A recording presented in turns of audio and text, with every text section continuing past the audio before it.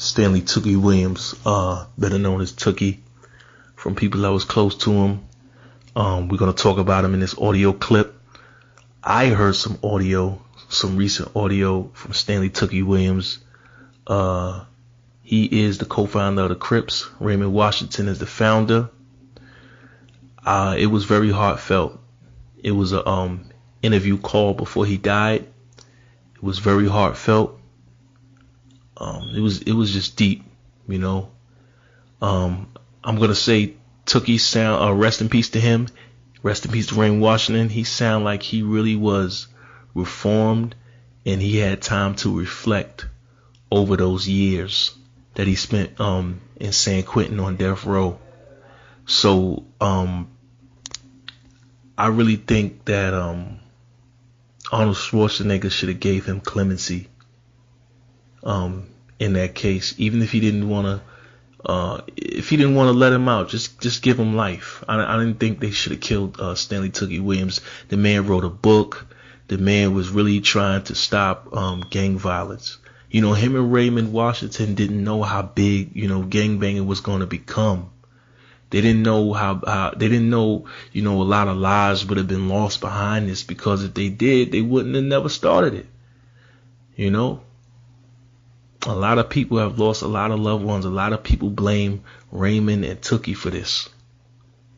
But there were gangs before them, but a lot of people blame them for the blood and Crips situation in LA, Compton, and now all over the world. So, but despite that, could put that to the side. I just wanted to talk about Stanley Tookie Williams, his conversation, his phone call interview that he had. I just think I just think they should have gave the man a chance. I mean, he won an award from the NAACP. He was trying to stop gang violence. I think they should have gave him another chance. And, you know, what's so crazy about that whole Stanley Tookie Williams situation was he had a lot of power. And I noticed in this country, when you have that type of power, where you got people that would do what you want them to do within a snap of a finger, thousands, hundreds to the thousands of people, America's scared of that from a black man. America's scared of that. They're scared to see a strong, powerful black man stand tall, change his life around.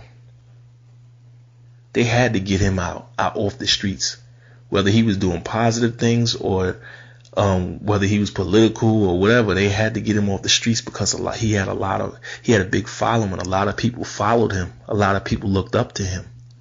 So they had to get rid of him because they know he could be one of those guys that could get the people to rise up against the system. So they had to get him out of there. So whether he did those murders or not, he was going to go to jail. They was going to find something to put him away for, because he was just too damn powerful. They felt like he was he had too much power for his own good,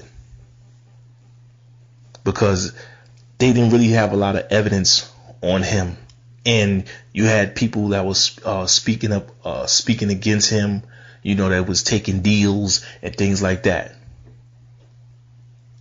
So, you know, it was a setup, you know, and you know, the people who took the stand against him was only trying to save themselves. So they didn't care what happened to him, you know. But I just think that he should have got another chance. And I think he was really people have to remember too, they were kids when they started that. They were only 14, 15, 16 years old. Some of them was 13. They were young guys. But you see, as he got older, he got wiser. He got into his manhood. And he was able to come to this conclusion that, yo, this ain't right. And he changed things around while he was in prison. All right. So, you know, that's just a little something to think about. You know, anybody that's listening, any young guys that's listening, any teenagers that's listening, that's just something to think about. definitely need to put those guns down, and we need to talk it out more before we resort to any type of violence. This is Quest Legends, the Slums Project. I'm out. Subscribe. Be safe.